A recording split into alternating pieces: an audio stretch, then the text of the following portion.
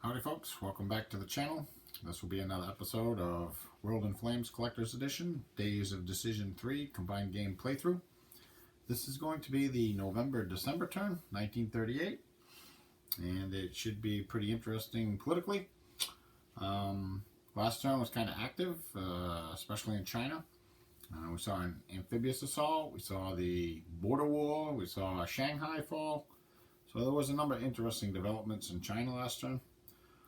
This turn I assume is going to be a kind of short turn as well, because the weather's probably going to be pretty bad. And I will need to get the force pull editions put in the cups, which usually takes some time. So I'll probably make this a short turn, and the next turn will probably be a little bit longer, maybe 2 turns in a row on one episode. But let's get started anyways. So we got starting money. We have Germany at 2, Japan at 0, Italy at -1, and USSR, Commonwealth, France, USA, and China all at 0. Despite all that, let's go take a look at what we got for bids. We have 7 major powers bidding. I don't know if we can get all that on the screen. They all pretty much just bid 1, but they're all bidding. So let's go and take a look and see how this is going to shake out. As soon as I can get the markers moved, see how this is going to shake out on the political initiative track. Actually, I kind of want to get everything in here. There we go. All right. So we have Germany bidding 1. They get a +4, so that's going to give them 5. That'll put them at first. The Italians are bidding 1. They're getting a +3. That'll give them 4. That'll put them in at second. The USA. I'm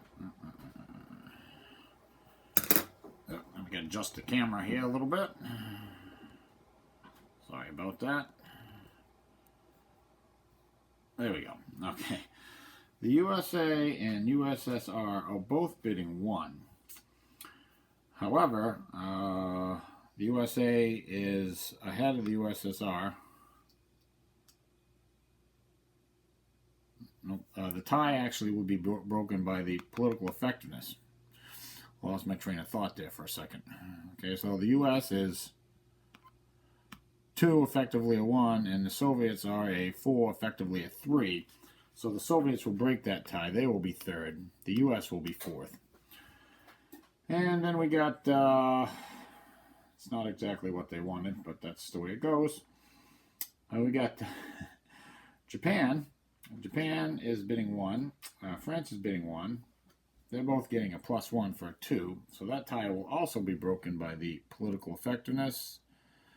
But the French and the Japanese are both 4s, so the tie will be broken by current order. So Japan will be 5th, the French will be 6th, and the Chinese bid 1, get a 0 for 1. That will put them in at 7th. And the one non-bidding major power, the Commonwealth, will be bumped all the way down to 8th. Okay, so now we got the order in place. Let's go see what the Germans want to do. Alright, the Germans are going to offer a second minor alliance to Sweden. It's going to cost them $5, and it does take a roll of the die. We're going to add 1 to the die roll needs to be more than a 0. So we're going to add 1 to the result for each factory. Our resource, Germany has 4 there, so that's a +4. I'm going to add the minus willpower, that's 2. Sweden's very strong-willed, so that's a +6. I'm going to subtract the initiative position, which is a 1, so that's a +5. Subtract the distance in hexes on the status display. That's 2 hexes, so that's a +3. The minor is not hostile. We're not trying to break an alliance, so it's a +3. It's a guaranteed success. Just the die roll doesn't really even matter. Roll the 7, which is a 10, so that's definitely more than 0. So there's I got to apply the treaty chart for minor effects, and when I come back, I'll activate a minor for the Germans. Okay, I've put all the political markers out, influence markers out, and I think it's time for Germany to activate a minor, and they're going to go with Finland, surprisingly. Come over here to the status display.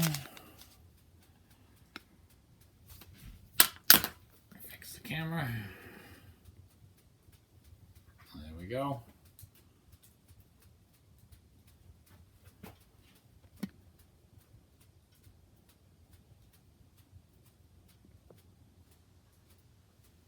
Okay, grab the markers.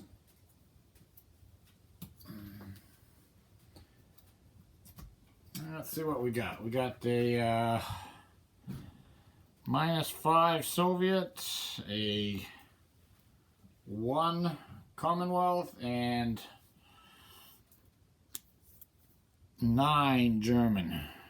9 big points. And the finish marker is right here underneath the Mexican marker. So, well, the 1 point marker is not going to do anything, so we'll just get rid of that. The Soviet -5, I think we'll do that next. That's going to drive the marker this way. The Soviet Union's over this way. So it's going to be 2, 4. And the marker doesn't go any further away from Germany, so there's nothing, because Finland does have a treaty with Germany, so there's no modifier for it. The extra 1 is burnt off. Now we have 9 German. All right, that's going to be 2, 4, and 3 is 7. Normally this would cost 3 as well. 2 for the hex, 1 for the boundary, but we're moving towards Germany within the fascist ideology, so it's a -1, so that's 9. 9 points gets Finland all the way there. Alright, last thing for Germany to do, roll a die, see if they end the political phase.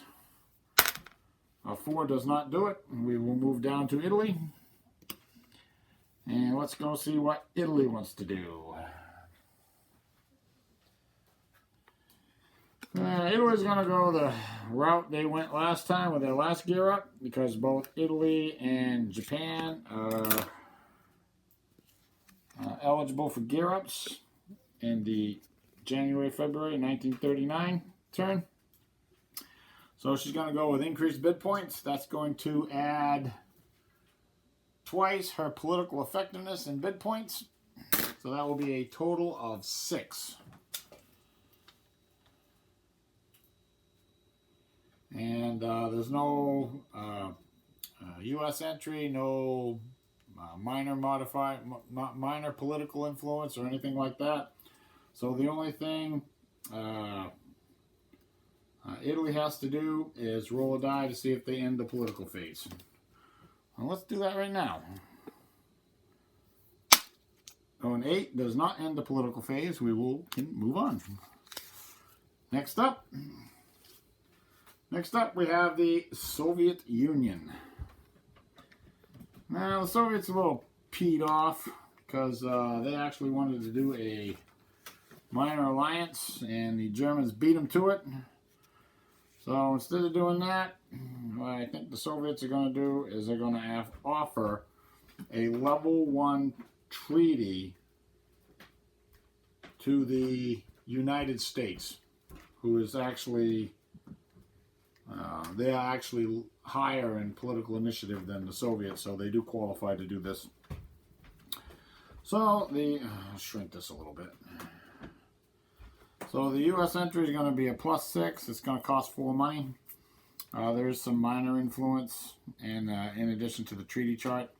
So all that will happen if we get to the U.S. turn and they accept the treaty. So let's do the only thing left for the Soviets to do is roll a die and see if they end the political phase. There have been 2 previous political options played. Oh, that was bad for the Soviets. 3. So the political phase is over. The Soviets ended it prematurely. And that means that the U.S., Japan, France, and China are all going to get bonus bid points for next turn. And so I got to go record all that. The treaty definitely did not go through. And when I come back, we'll take a look at reinforcements, we'll roll initiative, and we will roll the weather. Okay, reinforcements for the November-December turn. We have this big pile of Soviet units here. That was from the border war. They come back this turn. So there's a bunch of stuff that will be deployed for the Soviets. We got actually 2 other units, a couple of good garrison armies. We also have a pilot for the French, a pilot for the Commonwealth, and a pilot for the Germans. We have a decent bomber, I guess. A Heinkel 111B. That will probably go on map. We have a German sub going in the construction pool. We have a couple of combat air groups. That's all going to go in the reserve pool for now. We also have some convoy points. 1 Commonwealth, 2 Japanese, and 1 Soviet. We have some ships coming on map. We got 3 Commonwealth cruisers. 2 heavy I think 2 heavy cruisers and 1 light cruiser. Nope, all 3 heavy cruisers. We also have, that's a Commonwealth. We actually have a motorized battalion going into South Africa. And we have the Queen's transport going into the construction pool. Well, that's it for reinforcements. I'll have to adjust the London Naval Treaty because we have 3 Commonwealth SCSs going on map. So let's go over here and roll initiative, see what we get. The modifiers currently, due to the re-roll and the way the turn ended, the Communists and the Democrats are both down in the -1, and the Fascists are still in the +2. At some point, the Democrats and the Communists are going to want to end that. Okay, white Fascists, red Communists, blue Democrats. I have to roll 3 dice at once. Oh, that's a bad roll for the Communists. Okay, so we have the Fascists definitely won with a 4. That becomes a 6. The Democrats got a 6, which becomes a 5, and the Communists got a 1, which becomes a 0. So I think the Fascists, looking at the weather chart, yeah, it doesn't look too spiffy for weather.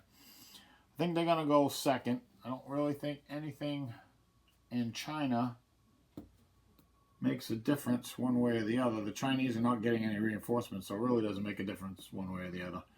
So the Fascists will go last, so we'll put them last. The Communists and the Democrats, you know, they have the... Normally the Democrats would say, oh, I'll make the Communists go first. But, yeah, they will make the Communists go first. And the Democrats will go second. Now, the really important roll is the weather roll for this turn. We are on November, December. That's that last column. That's this one right here. Now, there is fair weather up until you get to a 4. There's no die roll modifier from last turn, so it's just a straight up roll. That's a 5. And a 5 is storm, Arctic, rain, north temperate, fair everywhere else. The impulse marker will move up 2 per impulse. And no modifier to the weather for the next set of turns. So I will get that. I will get the reinforcements on the map, and I'll come back with a look at the first set of impulses. Okay, the first set of impulses are done. Surprisingly, or not surprisingly, there was no attacks. The Chinese didn't move anything on their line. The Communists didn't move anything on their line. All that happened was a unit was here, moved to here, and of course it flipped over. And a cav unit here moved to here. And that was it. The one thing the Fascists did was they moved a garrison unit from Japan to Tsingtao. That was all they did. Now, we're back to the Communists. Let's roll for weather, see what happens. really just looking for fair weather. That's the only thing that's really going to end a 1. That's fair weather everywhere as the impulse marker moves up 1. And I will be back I'll be back probably sometime in the next set of impulses. Okay, we're back to the fascist impulse. The Democrats didn't do too much. Moved a unit from here to here. Oops, let me show you. I'm basically trying to cordon off this thing right here. So they moved a unit from here to here. The line was unchanged. The communists also did not move anything during their impulse.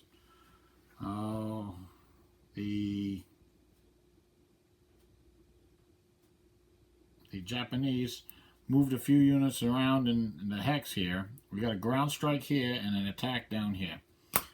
So the ground strike, let's do that first. The Chinese are going to intercept, and we're going to counter intercept. So we're going to have a air combat.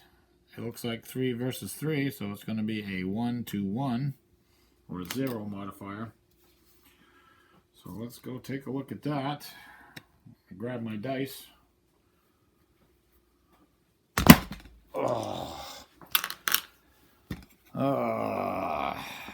I love it when cameras fall over. Sorry about that. Alright. Okay, that's better. Let's see. Air combat. Okay, the Chinese roll first. They roll a 4, which is really good. And 0. A 4 is AX. Attacker eliminates front fighter or front bomber. I guess the Japanese are going to eliminate their front fighter. They get to roll back. That was the Chinese roll. Pretty good roll. And they roll a 14, which is kind of bad. 14 is defender abort. So the Chinese fighter has to abort. We'll take him and land him some ways, I guess. I'm going to put him down here, I guess. And the ground strike will go through. We'll see if this actually does anything. That's 2 fighters the Japanese have lost in China so far. The pilot wasn't killed, which is a good thing. Alright, so the ground strikes are 1s. So the red die will be the first unit, and the green die will be the second unit. And an 8 and a 9 doesn't cut it. Japan's choking big time. And that's used up. And that's dead. And we have 1 attack. We got Marines attacking across a straits, which doesn't do anything for the Marines. So we're going to have 10-1. That kills the Chinese unit. And he'll have to flip over to go into that hex. But that's okay. That captures another resource from the Chinese. I'll have to mark that down. And then we will be back to the communists. And I'll be back in a second with them rolling weather. Alright, the all-important weather roll. 6. 6 is snow, storm, rain, fair, +1 to the weather roll, and the impulse marker moves up 2. Alright, I'm going to move through the next set of impulses, and I'll come back with probably, looks like it's going to be another weather roll. I just might do that off camera, roll the weather, and if it's bad again, then I'll probably just run through the rest of the impulse. Well, the turn ended in a blizzard, sort of. The last set of impulses, weather, was snow, rain, fair. But it was bad enough to basically shut down the boards. The impulse marker stopped at the 27th impulse. It ended on the Democrats' impulse. There's no change in the initiative modifiers for next turn. There will be a +1 to the weather roll for next turn, though. Alright, roll for partisans. The only partisan that could have popped up was Manchukuo. And there was 3 Japanese units in Manchukuo, and it's a 3, so there's not going to be any partisans. Now I went to production. Okay, so we have the Germans producing 14. They started with 10, and they spent 10. They're building actually 5 offensive points this turn. A tactical bomber, finishing a sub, and pulling, whatever this is, the Atlantis. The Atlantis out of the construction pool. The Japanese, they produced 7, started with 6, and they spent 2. They're laying down the Yamato. The Italians produced 4, started with 2, and spent 0. The Soviets produced 7, started with 6, and spent 5. Convoy point, infantry corps, and a garrison division. The Commonwealth produced 10. I was wrong. There was also a partisan for India. I'd forgotten about that. And it actually did pop up. And it's right here. I put it on the resource, and that denied the Commonwealth a resource, so they produced 1 less.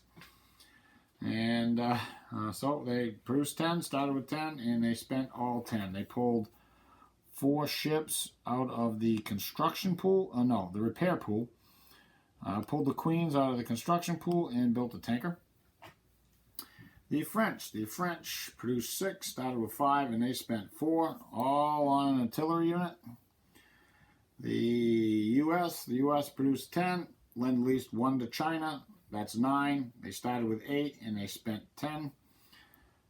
4 convoy points, 2 tanker points, a couple of ships out of the construction pool, pulled a light cruiser out of the cups. China produced 2, got 1 lend-lease, which is 3, started with 2, and they spent 2. They are building a nationalist cav corps for 2. So I'll get these on the circle, and I think I'm going to pack this turn up and upload it. I think it's kind of short turn, but that's okay. I'm going to have to put the reinforcements for 39 in the cups, and hopefully I can get to another turn very shortly. Thanks for watching. Like, subscribe, and I will see you next time.